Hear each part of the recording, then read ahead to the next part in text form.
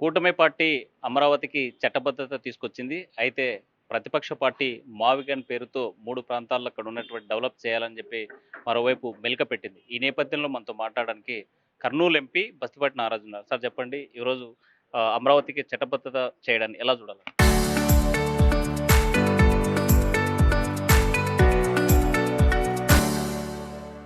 ఆర్టీవీకి ముందు ధన్యవాదాలు. నేను చెప్పేదేమంటే, చట్టబద్ధత చేయడాన్ని ఎలా చూడాలంటే, మీరు గత ప్రభుత్వంలో విధ్వంసం చూశారు. ఎంత విధ్వంసం అంటే 32,000 ఎకరాలను రైతులు బ్రహ్మాండంగా మా రాజధాని ఇక్కడ రావాలని ఒక పిలుపుతో ఇచ్చినటువంటి ఆ వ్యక్తి మహానుభావుడు చంద్రబాబు నాయుడు గారి యొక్క ఆదేశాల మేరకు 2 నెలల్లో 32,000 ఎకరాలను గవర్నమెంట్‌కి ఉన్న ఫలాలు ఇచ్చారు. వాళ్ళ వారసత్వ భూములు. వాళ్ళ పిల్లలకి ఇవ్వాల్సినటువంటి భూములను అమరావతి కోసం మన రాష్ట్ర రాజధానికి ఇస్తున్నాం. ల్యాండ్ పూలింగ్ అనే టైటిల్ మీరు కూడా భాగస్వాములు కండి. మీరు కూడా మీ భవిష్యత్ మారుస్తా నేను. మీకు 30% ల్యాండ్ అలొకేట్ చేస్తాం మీకు. అన్ని పర్మిషన్ ఇస్తాం మీకు. ఈ రాజధానిలో మీరు ఒక భాగస్వాములు కాండి అని చెప్పి అంటే ఒక పిలుపు మేరకు 32,000 ఎకరాలు గవర్నమెంట్‌కి అప్పచెప్తే ఆనాడు బ్రహ్మాండంగా మనకు ప్రస్తుతానికి ఇక్కడ పరిపాలించుకోవడానికి పరిపాలనలో భాగంగా అని చెప్పేసి ఒక హైకోర్టు, ఒక సెక్రటరేట్ కట్టుకొని అందులో పరిపాలన చేస్తున్నటువంటి క్రమంలో సిఆర్డీ అని చెప్పేసి మనం పరిధిని పెట్టుకొని పరిపాలిస్తున్నటువంటి క్రమంలో 2014 నుంచి 19 5 ఏళ్ల పరిపాలనలో గౌరవ ముఖ్యమంత్రి చంద్రబాబు నాయుడు గారు కొత్తగా ఏర్పడినటువంటి రాష్ట్రాన్ని ఒక గాడిలో పెట్టే క్రమంలో పరిపాలనలో భాగంగా గవర్నమెంట్ మారితే వచ్చినటువంటి వైఎస్ఆర్సీపీ గవర్నమెంట్ ఏమన్నది? ఇది ఒక అడవి, ఇది ఒక శ్మశానం అని చెప్పేసి ముద్ర వేసి, ఇది అమరావతి రాజధాని కాదని చెప్పేసి ఆయన ముద్ర వేసి అసెంబ్లీ సాక్షిగా 2014లో గౌరవ ముఖ్యమంత్రి వారు చంద్రబాబు నాయుడు గారు పెట్టిన తీర్మానాన్ని ఆయన ఆమోదించి ఆనాడు ఆయన రాగానే ఇది కాదు 3 రాజధానులు అని చెప్పేసి మీరు ఇందాక అడిగినట్లు 3 రాజధానులని 3 ముక్కలాట ఆడి మరి 3 రాజధానులు అని చెప్పినప్పుడు ఆయన చట్టబద్ధత కల్పించాడు ఆ రోజు. సరే, ఆయన ప్రకారం పోదాం కాసేపు.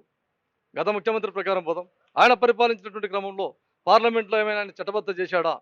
3 రాజధానులు అని చెప్పి చేసి వెళ్ళిపోయాడా ఏమన్నా? 3 ప్రాంతాల అభివృద్ధి చేయడము కూటమి ప్రభుత్వానికి ఇష్టం లేదు. అందుకోసమే మొత్తం ఈ 3 రాజధానులు ఏదైతే ఉన్నదో దాని మీద విష ప్రచారం చేశారు.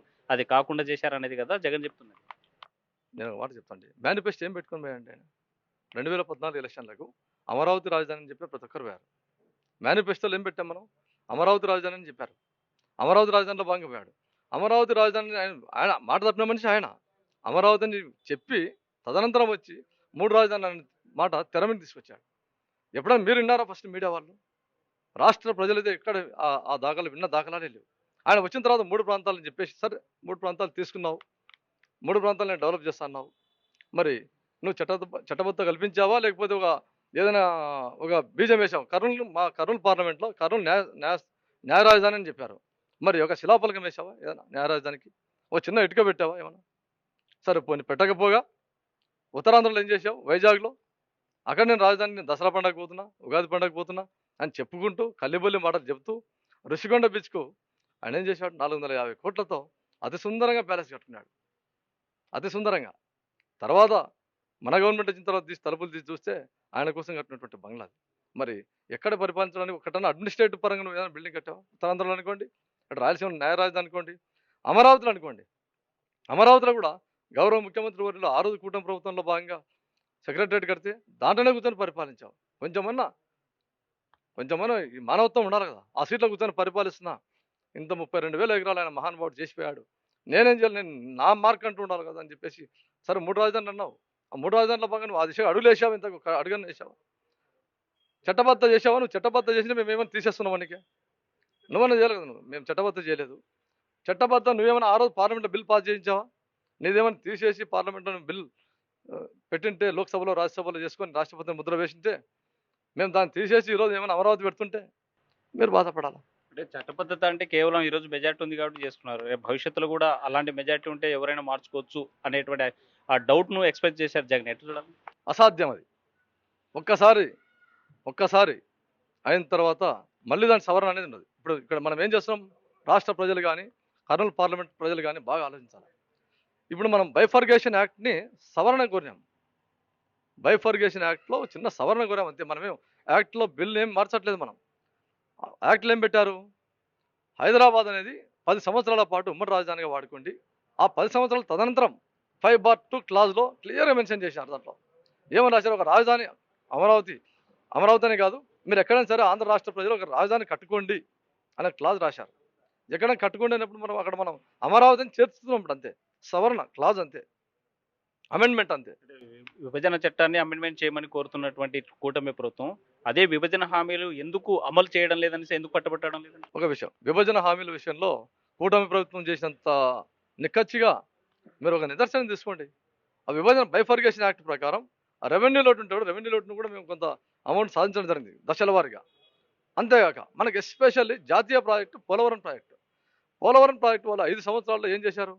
కనీసం డయాఫ్రామ్ వాళ్ళను కూడా 1000 కోట్ల విలువ చేసేటువంటి డయాఫ్రామ్లు క్రాక్లు వచ్చేసి పనికి రాకుండా అయిపోయింది వాళ్ళు చేసినటువంటి కాంట్రాక్టర్ను మార్చడం వలన. మీకంతా తెలిసిన విషయమే. గౌరవ ముఖ్యమంత్రులు మళ్ళీ ఇప్పుడు 2024 గెలిచిన తర్వాత ఆ డయాఫ్రామ్ వాళ్ళు ఇది చిన్న భారీ ప్రాజెక్ట్, ఇది చాలా మామూలు విషయం కాదు, ఇది 600 టీఎంసీలు దాదాపు కెపాసిటీ కలిగినది, ఈ డయాఫ్రామ్ 1000 కోట్లకు చూసుకుంటే ఇబ్బంది అని చెప్పేసి సెంట్రల్ గవర్నమెంట్ దగ్గర సిఆర్ పాటిల్ దగ్గర కూర్చొని, లేదు ఈ డయాఫ్రామ్ వాళ్ళు మార్చాల్సిందే, భవిష్యత్తులో ఈ ప్రాజెక్టుకు ఎక్కడ కూడా బీటలు వారరాదని చెప్పేసి దాన్ని సపోర్టెడ్గా ఇంకో కొత్త డయాఫ్రామ్ వాళ్ళు కట్టి ఈరోజు నేను మొన్నటి రోజు అయిపోయింది, లోక్సభలో బిల్ పాస్ అయింది, ఇక్కడ డయాఫ్రామ్ వాళ్ళు కంప్లీట్ అయింది అదే రోజు. భగవంతుడు ఇట్లా రాశారు చూడండి. అది పోలవరం ప్రాజెక్ట్ అనేది దేంట్లో భాగం? బైఫర్గేషన్ యాక్ట్లో ఉన్నటువంటివే అవన్నీ. అది మనకు ఉండే అతిపెద్ద సమస్య పోలవరం ప్రాజెక్టే. 2027కు కంప్లీట్ చేసి నేను నీళ్ళు ఇస్తా అంటున్నాడు సార్. ఆ దిశగా ప్రణాళిక ప్రకారం మరి ఇప్పుడు మనం ఎప్పుడు ఉన్నాం? ఇక్కడ 2026లో ఉన్నాం. అంటే లక్షల కోట్లకి లక్షల కోట్లు పెట్టి అప్పులు తెచ్చి అమరావతి డెవలప్ చేయాల్సినటువంటి అవసరం లేదు. 110 కిలోమీటర్లు మాత్రమే కారిడార్ డెవలప్ చేస్తే ఇంత పెట్టుబడి ఇంత అప్పు చేయాల్సినటువంటి అవసరం లేదని జగన్ అంటాడు. నేను ఒక విషయం చెప్తా, బాగా ఆలోచించండి మీడియా పత్రికలు కూడా. లక్షల కోట్లు అని చెప్పని మీరు అంటున్నారు, లక్షల కోట్లని మీరు అంటున్నారు. సార్ గౌరవ ముఖ్యమంత్రి వర్లు స్పష్టంగా చెప్తారు, ల్యాండ్ పూలింగ్ అనేది దాంట్లో ఒక రూపాయి ఖర్చు పెట్టారో మీరు చెప్పండి ఫస్ట్. ఒక్క రూపాయి ఖర్చు అయిందా మీరు చెప్పండి ఫస్ట్. మీడియా పత్రికలు చెప్పండి. ల్యాండ్ పూలింగ్లో భాగంగా మీకు కొంత భూమి మీకు ఇస్తాము, మీకు ఆల్ పర్మిషన్స్ ఇస్తాం, మౌలిక వస్తువులు ఏర్పాటు చేస్తాం, మీకు మీరు బ్రహ్మాండంగా చక్కగా కట్టుకోండి, ఈ అమరావతిని మీరు భాగస్వాములు కాండి, మీరు రైతాంగం అంతా, మీకు మీ పిల్లలు అందరికీ అమరావతిలో మాకు ఇది ఎట్లా కావాలంటే అట్లా మీకు ఒక వాల్యుబుల్ మీ ల్యాండ్ కంటే 10 పెరిగేటువంటి అవకాశం నేను ఇస్తున్నా అని చెప్పని ల్యాండ్ పూలింగ్ అనే సరికొత్త విధానం తెరమించినందుకే 32,000 ఎకరాలు మనకు కట్టబెట్టారు. ఒక వ్యక్తిని నమ్మి గౌరవ ముఖ్యమంత్రి చంద్రబాబు నాయుడు గారిని చూసి ఈయనైతే చేయగలడు చేస్తాడని చెప్పేసి. అంతేగాక వాళ్ళకు మామూలుగా రైతులకు పొలాలకు ఏ విధంగా అయితే కౌలు వస్తుందో ఆ కౌలు ఇస్తూ, అంతేగాక వాళ్ళకి ప్లాటింగ్ విషయాన్ని అన్ని రకాలుగా వాళ్ళ ఆమోదయోగ్యం మేరకు గ్రామ పంచాయతీలు గ్రామ సభలు ఏర్పాటు చేసి ఎక్కడ కూడా ఏ ఒక్కరు కూడా అపోజ్ చేయలేదు దీన్ని. రెండు నెలల్లో 32,000 ఎకరాలు ఇచ్చారంటే ఎంత స్వచ్ఛందంగా ఉంటే ఇచ్చేది అది. కాబట్టి ఆ రకంగా చేశారు కాబట్టి రైతుల గురించి సమస్య లేదు.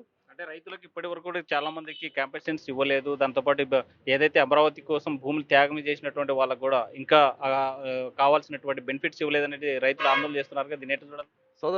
సోదరా నేను ఒక విషయం చెప్తా. ఫస్ట్ వాళ్ళకి ల్యాండ్ పూలింగ్లో భాగంగా వాళ్ళకి రైతులకు తీసుకున్నప్పుడు ఏంటంటే దాని క్లాజ్ తెలుసు. దాంట్లో రైతులతో ఒప్పందం, మీకు కౌలు మీకు ఇస్తాను, సంవత్సరానికి కౌలు ఇచ్చేది నేను ఇస్తాను, తర్వాత ఈ ప్లాట్ల డెవలప్మెంట్ అనేది ఈ పీరియడ్ సర్టన్ పీరియడ్ నేను డెవలప్ చేస్తాను. అందులో భాగంగా కాలక్రమేణంగా వాళ్ళకు ల్యాండ్ పూల్ చేసి వాళ్ళ కౌలు ఇస్తున్నటువంటి క్రమంలో గవర్నమెంట్ పరిపాలనలో భాగంగా మారింది. ఆ మారిన తర్వాత దుర్మార్గమైనటువంటి పరిపాలన వచ్చింది. రాష్ట్రాన్ని రావణకాశం చేసినటువంటి విధ్వంసం చేసేటువంటి నాయకుడు వచ్చాడు ఆ రోజు జగన్మోహన్ రెడ్డి గారు. అందులో భాగంగా కంప చెట్లు పెరిగిపోయి అస్తవ్యస్తం అయిపోయి వాళ్ళు చేసినటువంటి దీక్షలు మీరు చూశారు. ఇంకా ఇబ్బంది పెట్టింది ఎవరు? అతను. మళ్ళీ మనకు 2024 గవర్నమెంట్ వచ్చిన తర్వాత వెంటనే ఇమ్మీడియట్గా దాన్ని అంతా ఒక రూపం చేసి భవిష్యత్తులో ఇటువంటి జరగదని చెప్పి మీరు ఒకసారి వెళ్ళి చూసినారంటే ఒకసారి ఈ మైక్ పట్టుకొని అక్కడ చూడండి మీరు ఒకసారి ఏ విధంగా డెవలప్మెంట్ జరుగుతుంది. భవిష్యత్తులో ఈ రైతులకు అన్యాయం జరగరాదు, వీళ్ళు భాగస్వాములుగా ఉన్నారు కాబట్టి ఇంత పొలం ఇచ్చారు కాబట్టి అని చెప్పేసి అందులో క్రమంగా ఆల్రెడీ ఎక్కడికక్కడ లేఅవుట్లు తయారైపోయి ఏ ప్లాట్ ఎవరికైనా కూడా ఆల్మోస్ట్ అలా డిసైడ్ అయిపోయింది. ఆ సమస్యలు కూడా లేవు. అందులో క్రమంగా దీనికి కూడా చట్టబద్ధం ఉంటేనే భవిష్యత్తులో వీళ్ళు ధైర్యంగా ఉంటారు. ఇక్కడ 32,000 ఎకరాలు వీళ్ళ తరతరాలు ఆస్తి, వారసత్వ భూములు, పిల్లలకి ఇవ్వాల్సిన భూములు, అటువంటి భూముల మీద వీళ్ళకు హక్కు కోల్పోతారని చెప్పేసి చట్టబద్ధం అనేది కల్పిస్తే భవిష్యత్తులో దీనిపైన ఎవరు కూడా అష్టదిగ్బంధనం చేస్తే ఎవరు ఏలు పెట్టడానికి ఉండదని చెప్పేసి అంటే అమరావతికి చట్టబద్ధత కల్పించారు అని చెప్పుకునే సిచ్యువేషన్ ఉన్నటువంటి నేపథ్యంలో మావిగన్ అని చెప్పి జగన్ మాట్లాడిన తర్వాత జగన్ మాట్లాడిన ట్రాప్ లో పడి మావిగన్నే స్మరిస్తున్నారా? అంటే అయ్య బాబు ఎవరు ట్రాప్లో పడలే. ఆయన మీకు ట్రోలింగ్ చూస్తూ ఉన్నారు, రాష్ట్ర ప్రజలలో ఏ విధంగా పెట్టారు. ఒకరు కడపను తీసుకొని పులివెందులు తీసుకోండి అంటున్నాడు, ఒకడు ఒంగోలు తీసుకొని గుంటూరు తీసుకోండి అంటున్నాడు. ఇట్లా కలుపుకుంటూ అన్నింటినీ అని చెప్పేసి ట్రోలింగ్ పెడతా ఉన్నారు. ఎక్కడైనా కూడా ఒక అమరావతి అనేది ఒక పవిత్రమైన స్థలంలో ఒక అన్ని రకాలుగా వాళ్ళకు భౌగోళిక అంశాలు, అక్షాంశాలు, రేఖాంశాలు అన్నీ కరెక్ట్ సెట్ అయ్యేటట్లా మహానగరం ఎక్కడ పెడితే వర్ధిల్లుతుంది అని చెప్పేసి ఆ విధంగా ఊహించి చెప్పేది. నువ్వేదో ఒక ఫ్యాన్ వేసుకొని ఇంట్లో కూర్చొని నేను ఇట్లా కలుపుకో మావి కానీ నేను పెట్టండి, నీకు ఇష్టం లేకుంటే రాయలసీమలో నేను పెడతాం మళ్ళీ రేపు పొద్దున అంటే ప్రాంతాల మధ్య చిచ్చు పెట్టడం తప్ప దీంట్లో అంతకు మించి వేరే ఏం లేదు. ప్రాంతాల మధ్య చిచ్చు పెట్టాలని చెప్పేసి మావిగన్ అని లోక్సభలో బిల్ పాస్ అవుతా ఉంటే నువ్వు ఇక్కడ తాడేపల్లిలో కూర్చొని మావిగన్ అంటే అయిపోతుందా? ఎందుకు ఆ చరిత్రహీనుడు అయిపోతావు? నువ్వు కూడా ఈ గడ్డ మీద పుట్టావు కదా, సో ఈ గడ్డ రుణం తీర్చుకోవాలి కదా కాసేపు. అందులో భాగంగా మావిగన్ అన్నంత మాత్రం నువ్వు అంటే అవుతుందా? చీత్కరించారు, 11 సీట్లకు పరిమితం చేశారు, అయినా సిగ్గు రావడం లే. ఇంకెందుకు నువ్వు పరిపాలనకు అనర్హుడు నువ్వు. సో ఫైనల్ గా కూటమి ప్రభుత్వాన్ని విమర్శించే వైసీపీ నాయకులకు మీరేం చెప్పదలుచుకున్నారు? వైసీపీ నాయకులు నేను చెప్పేది ఒకటేమంటే, మీ లీడరు మారినంత వరకు మీ పార్టీకి భవిష్యత్తు లేదు. ఒక్క మాటలు చెప్పాలంటే మీ పార్టీకి భవిష్యత్తే లేదు. మీ పార్టీ రాబోయే రోజుల్లో నామరూపాలు లేకుండా పోతుంది, ఇది క్లియర్. మీ నాయకుడు ఉండేటువంటి ఆలోచనల ప్రకారం చేసి మనం ఏ ఏ ఏ విధంగా ఆలోచన చేస్తే అటువంటి ఆలోచనలు వస్తాయి. ఆ దుర్మార్గమైన పరిపాలనలో అటువంటి ఆలోచనలు కలిగిన నాయకుని కింద అటువంటి నాయకత్వం కింద మీరు ఉండొద్దండి దయచేసి. మన రాష్ట్రము మన కన్నతల్లి లాంటిది అని చెప్పేసి మీరు భావించి మీ నాయకుడిని మార్చుకోండి, లేదా మీ నాయకుడు ఎటు మారాడు కాబట్టి మీరు మారండి. రాష్ట్ర ప్రజలంతా ఒక తాటి మీదకి వచ్చి మీరు కూడా భాగస్వాములు కాండి. ఈ అమరావతిలో నేను చెప్పేది ఏమంటే క్లియర్గా అమరావతిలో భాగస్వాములై ప్రతి ఒక్కరూ ఈ పునర్నిర్మాణంలో ప్రతి ఒక్కరు భాగస్వాములై ఈ అమరావతిని వర్ధిల్లే విధంగా భారతదేశం చిత్రపటంలో అమరావతి అనేది ఎలాగూ పార్లమెంట్ సాక్షిగా వేశారు కాబట్టి మనమంతా పునర్నిర్మించుకునే దాంట్లో మీరందరూ భాగస్వాములు కాదని నేను కోరుకుంటున్నాను. లక్ష్యం లేని గమ్యం లేని జగన్ ఆలోచన విధానం వెంట వైసీపీ నాయకులు నడిస్తే మాత్రం భవిష్యత్తు లేకుండా పోతుంది. సో అమరావతిలో కలిసి రండి, అమరావతి డెవలప్మెంట్ కోసం పాటుపడండి, ఏదైతే రాష్ట్ర అభివృద్ధి కోసం పాటుపడతారో అలాంటి నాయకత్వాన్ని ఎంచుకోండి అని చెప్పేటువంటి పరిస్థితి. విడుదల చంద్రశేఖర్ తో హుసేన్, కర్నూలు.